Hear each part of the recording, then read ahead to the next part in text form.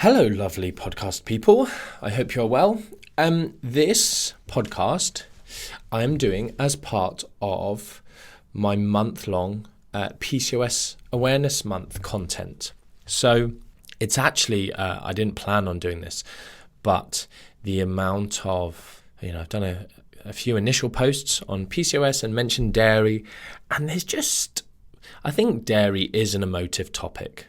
And so it's brought some stuff out of the woodworks. And I just thought it would work. And so I thought it would be good to actually do a podcast where those who actually care about learning, who are teachable, who are not completely blinded by their own bias and want to actually listen, shut their mouth and open their ears and listen, can benefit, because I do understand things. I said on my stories today, critical thinking is a skill, and it's not an insult to say someone's not got good critical thinking skills. It's a fact, and it's not just an insult. It can be completely factual.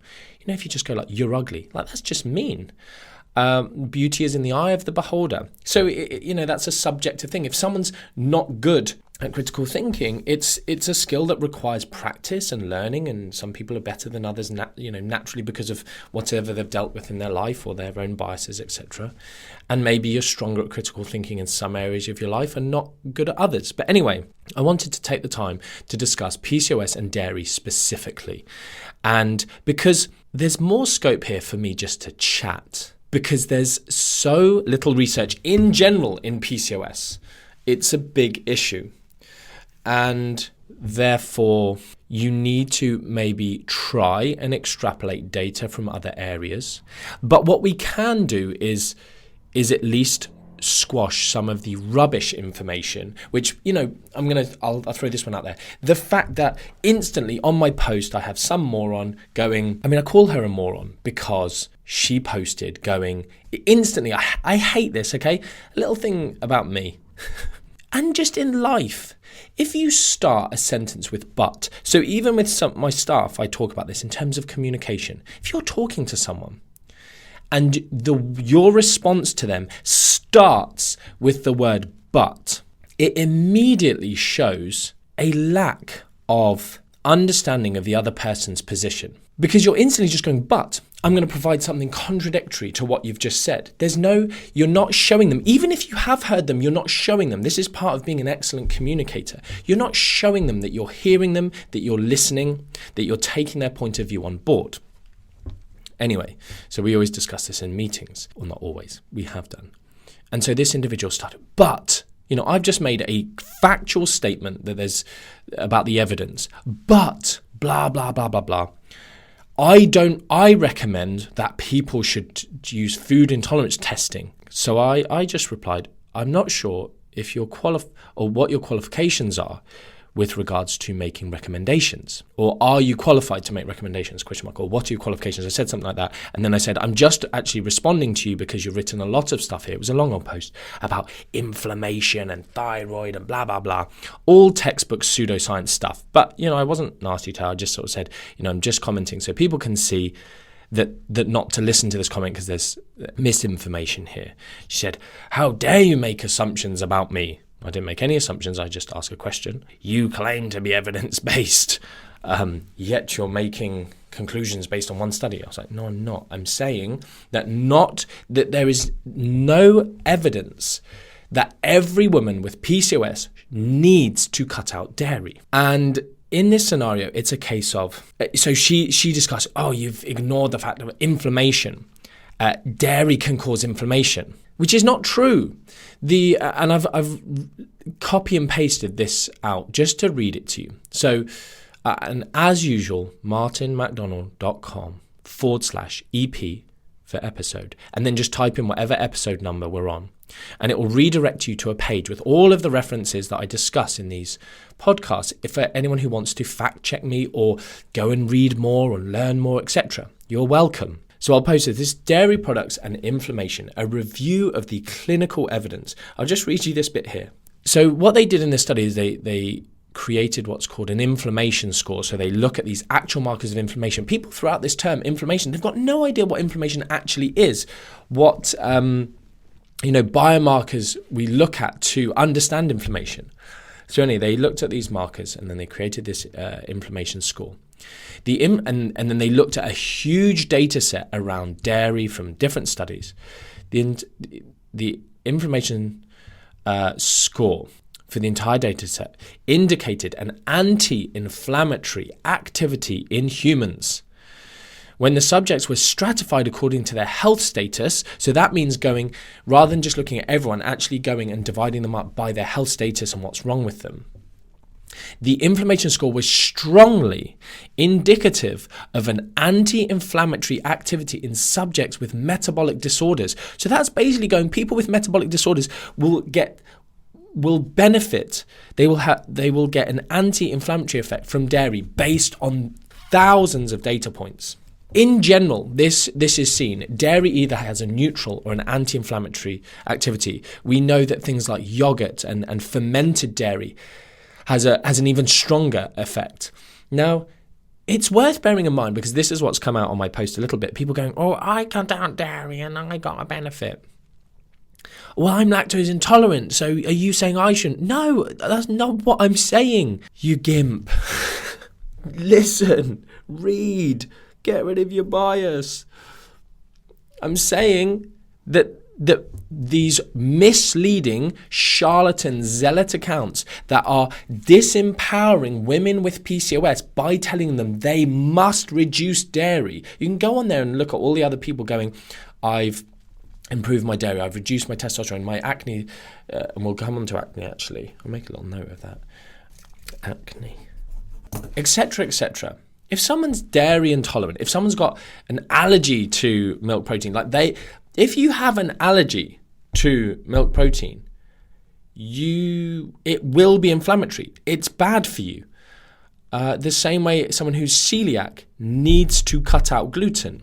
But you can see all these people who have improved whilst including gluten and dairy. That was the other thing I discussed, gluten. And you can also see people who have removed dairy and had it's impacted them negatively. And this is why I say, making these recommendations, it's not inert. It's not without potential issues. And that's why I don't like the PCOS weight loss, whatever her name is. She's got a name, I don't know, Taline or something, I don't know. Just a non-evidence-based dietitian. I mean, it's disgusting that she's a dietitian and she hasn't been struck off somehow or prosecuted for the amount of misinformation that she puts out. Another one that I'm going to discuss somewhere, I'm not sure. Maybe I'll just...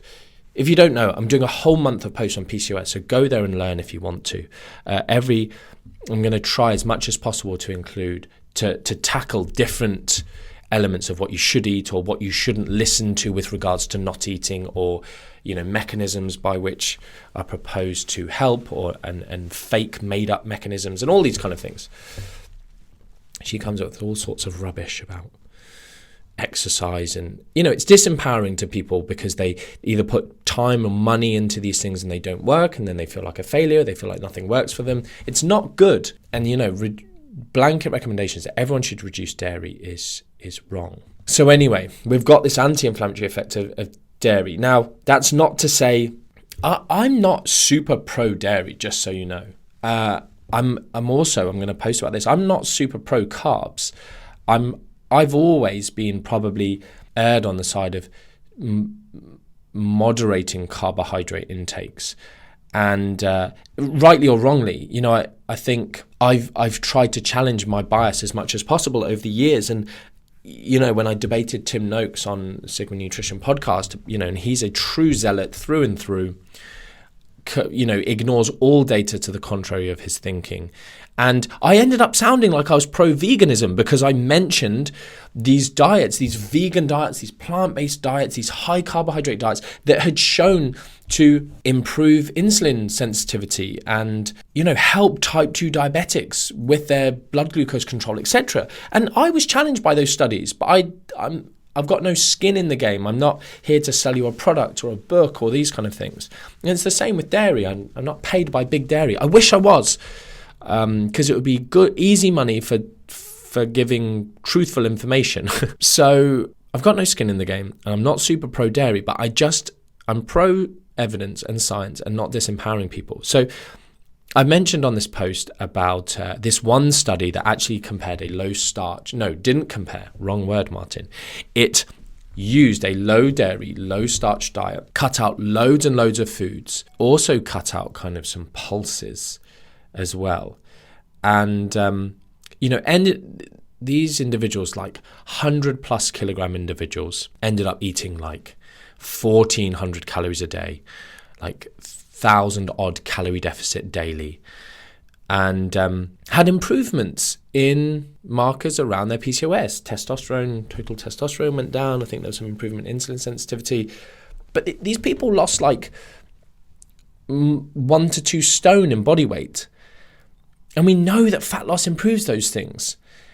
And they had no comparison group. They had nothing happened out of the ordinary to any other calorie controlled diet. And this is what I want to kind of talk to you about here, is there are multiple other studies which have included or even promoted the consumption of, and often it's low fat dairy, which there's a discussion around this in terms of a potential positive impact of high-fat dairy on fertility. And it's not a foregone conclusion or anything like that. I don't want to mislead you in that way. But in my personal experience with people I've helped, I often get asked about, why have you got this interest in PCOS? Like Orly, my baby, is a kind of PCOS success story. And family members have suffered with PCOS, and I've helped them, and that's kind of what got me into it. And then I did my postgraduate in clinical nutrition, my research review around PCOS, and my lecturer just happened to be a leading researcher in the area of PCOS. So it worked out well in so many different ways, and just a key area of interest. So in people I've helped, I have tended to. And actually, interestingly, let me say this, that study which showed those improvements actually made the recommendation for a daily intake of cheese in the low dairy, low starch diet. So they actually added cheese back in whilst people are still in this 1,000 calorie deficit. So that's interesting. Lots of the data around cheese and yogurt, because dairy is also, you need to bear in mind, that contains a lot of different foods with a lot of different macronutrient ratios, fatty acid profiles, bioactive components, all these things, different things as part of food. Food isn't just calories, and it's not just macros, and it's not just vitamins, it's not just minerals. Like, you get a very disparate profile when you compare, say, yogurt to butter, for instance. Very different amount of protein from Greek yogurt to milk. So that's also worth bearing in mind. And we do see in the research outside of PCOS, like I said, there is some need to extrapolate some data. Insulin resistance is a key feature, I suppose, within PCOS. And so if we look at other situations where people are insulin resistant and blood glucose control is impaired, pre-diabetes and type 2 diabetics, and the stuff that benefits them, there's actually a new paper. I'll link you to it. It's not a great paper. It's a November 2020 paper, and there's not much for me to discuss from it. It meanders. It's just a review, I believe. It meanders through the data, doesn't make any great conclusions. I mean, it does just conclude pretty much, women with PCOS can have dairy. And it's always just nice. It's like I think there's one other weird study, cross-sectional descriptive study around dairy. It's a bit weird. I'm not even going to link you to that one because it found a association, a negative. What am I trying to say? As BMI went up, PCOS incidence went down. It was so odd. It's a bit of a balmy finding. And I was trying to kind of have a think of why was it to do with muscle mass in individuals and these kind of things. Anyway, that's another area is like we know that higher protein intakes can be helpful. Now, what's interesting is in lots of the PCOS research, they never seem to measure, or they often don't measure body composition. They just measure body weight. Now, obviously, lots of you will know that there are issues with that because you bump someone's protein intake up and they might gain a little bit of muscle and lose a little bit of fat, and then weight loss is not different. And you do see that often, actually. I'll link you to a study. Trying to think more about that study. Essentially, they had, I think it was a low glycemic index study, as well as elevated protein intake, and and also calorie restricted. They saw no difference in changes in body weight, but there was a trend and quite, dramatic absolute differences in the waist circumference after the diet between these women with PCOS. And there was a significant difference in improved insulin sensitivity in the high protein group, which does relate often to central abdominal obesity, whatever you want to call it, fat accumulation. And all the other data that we have around protein intake and it benefiting weight loss and body composition and satiety and those kind of things. So I probably will try and tackle the lean PCOS phenotype. So, it's worth saying that if you're not aware, not all women with PCOS have high body fat levels, and you can improve PCOS without specifically targeting, maybe not completely, but you can. There's other ways just through than purposeful weight loss as ways to improve your PCOS, like supplements, like I obviously mentioned inositol. Often the industry is rife with inositol recommendations because of me. Well done, me. Thank you very much. You're welcome. And that's nothing to do with weight loss, particularly. And so anyway, where was I? Higher protein intakes. Lots of the research doesn't show a big difference in weight loss with higher protein intakes, specifically in women with PCOS. But they are kind of always shorter term studies. And I talk about this as well as protein isn't super important for fat loss. People kind of go, you need to hit your protein and your calories. No, you don't. Just hit calories. As long as you're in deficit, you'll lose body fat. And you don't need to hit whatever magical figure someone is giving you. It might help you with sticking to your calories, but if you're not struggling with that, you don't need to freak out about protein intake too much. But there is also some women with PCOS specific research on, and the reason I'm talking about protein, is obviously because dairy is a key source of protein in lots of people's diets, especially vegetarians. But that's not to say that people who don't want to eat meat and fish regularly or all the time or with every meal, dairy is another great source for bumping it up or just as a replacement for meat and fish, etc. And, on top of other plant-based sources, adding Greek yogurt, cheese, whatever, for some protein is a good option. So this is why I'm kind of going, I don't want everyone to think they need to cut out dairy, because it might help you achieve what you need to achieve. But there's some interesting research on the psychological impacts of elevated protein in women with PCOS, and markers of I can't remember this scale they used. It's got some funny name.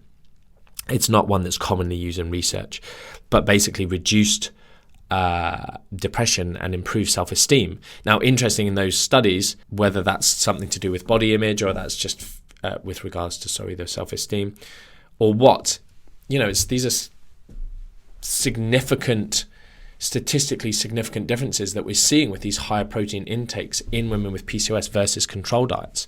So it's another reason not to just throw the baby out with the bathwater, as it were.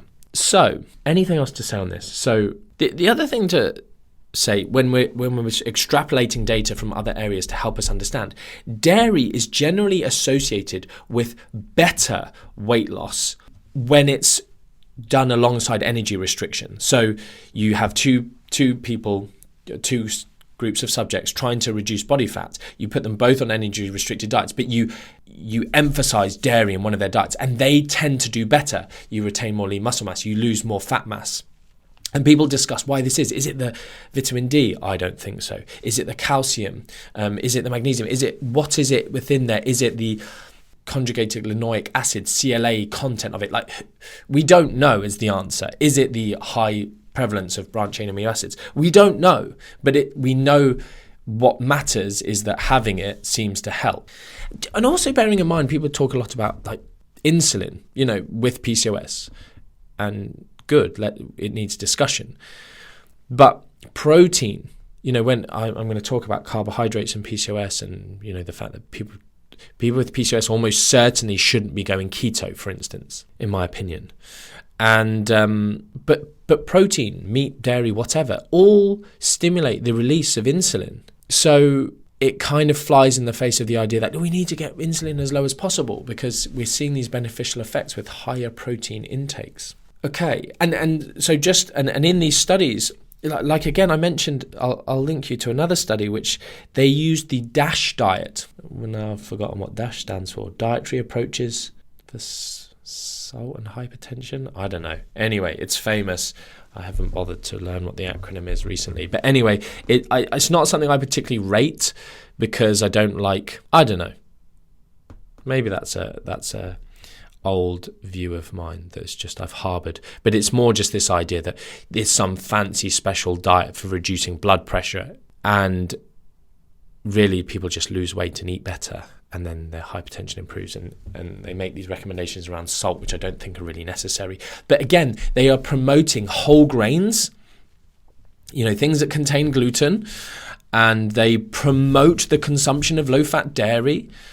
And these individuals are improving PCOS, like markers of, so not just weight loss, like that isn't, weight loss, great if someone wants to lose weight and they feel like that's something they want for them and for their body image and all that jazz. But what we really want to see is improvements in PCOS and health and these things, and improvements in insulin sensitivity, reduction in androgens, which, might help with acne or facial hair growth in women, all these things that PCOS sufferers deal with. And these improvements are being seen in diets where they specifically tell people to consume dairy, low-fat dairy, whatever.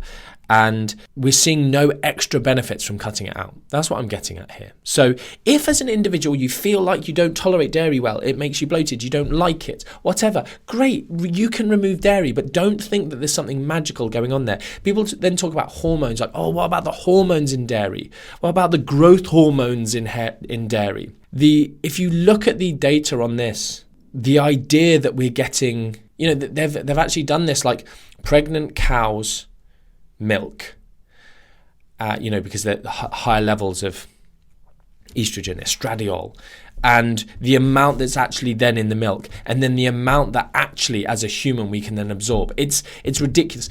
Even is it IGF-1, the other one? So an IGF-1 in milk. There's a study, I don't know if I'll be able to find this one. I'll find it. Hold on. Let me make a note. Post-it note. IGF-1 levels. Like the amount of IGF-1, the amount of IGF-1, it's like 0.09 or something % of the amount of IGF-1 that we naturally produce in a day. Like it's beyond meaningless. But people still make these statements, and the layperson can get confused and hear things and find a study. Oh yeah, it does seem like there is some in there, but they don't go to the degree of actually understanding the physiological impact of that. And yeah, like ruminant growth hormone, like it's not used much in cattle, and it doesn't make it into the milk. And again, the estradiol, the estrogen, it's so small. Okay, so there's not a lot of data there, but there are good reasons to consume it. And sorry, I'm going to finish on this. There is a very, very small, if not just one paper on high dairy consumption. I think it's just observational, and the prevalence of acne. And if you as an individual reduce your dairy intake and you find your acne improves, great, good for you. I'm super, super happy that, because there isn't a lot of data to say it, and it doesn't help everyone. I used to suffer with acne really badly on my chest and back, had medication for it, etc. I think I talked about this in my complexion podcast. And I have dabbled with low and higher dairy intakes, etc., to see if it helped me. And it just doesn't seem to make any meaningful difference, which is annoying for me. I'm fortunate now that my complexion is much improved, but I am someone who I deem to be reactive to stuff. So, but in some individuals, they really find. This is regardless of PCOS, by the way. So, if you are genuinely lactose intolerant and you find it gives you bloating, again, you get these zealots like Mark Hyman saying 75% or 90% of the world's population is intolerant to dairy. Like, it's not true. He's just making crap up. If we look at actual data, it's something in the region of 15% of Europeans, for instance, European ancestry individuals might be intolerant. If you're of African ancestry or Asian ancestry, that does go up. But it's important to make those distinguishing, point out those distinguishing factors. So yes, if you want to try reducing dairy, but then just bear that in mind. You're going to be reducing your protein intake. You're going to be reducing your intake of other things, like calcium being like the poster nutrient that will be reduced. But also this idea that dairy fat, if you are someone with PCOS and wants to improve fertility, like you've got this, aesthetic goal, wanting to reduce your acne, but also you want to get pregnant and have a baby. Which is a cool goal. So swings and roundabouts there in terms of what you do. I would recommend going down the yogurt route, because it's seemingly a little bit of cheese tastes nice, yogurt, because seemingly, and especially again, there's research around probiotics, which we often find in, Greek yogurts, being beneficial for PCOS. So yeah, it's just this idea that blanket recommendation removing dairy, it's bad, it's negative, it shouldn't be out there, and it needs to be squashed. Cool. Right, I'm going to leave it there. That's sort of short and sweet, sort of helpful, I hope. Squash some myths, giving you some food for thought and some stuff to go away and do. Get some real Greek yogurt, not Greek style, by the way, real Greek yogurt, with added bacterial cultures, and add that to your diet for some protein, some satiation, some possible other beneficial things will go on there. And cool. Hope you enjoyed that. Thanks for all your reviews of the podcast, enjoying them. And go have a look on my Instagram for more on PCOS in the month of September. Much love.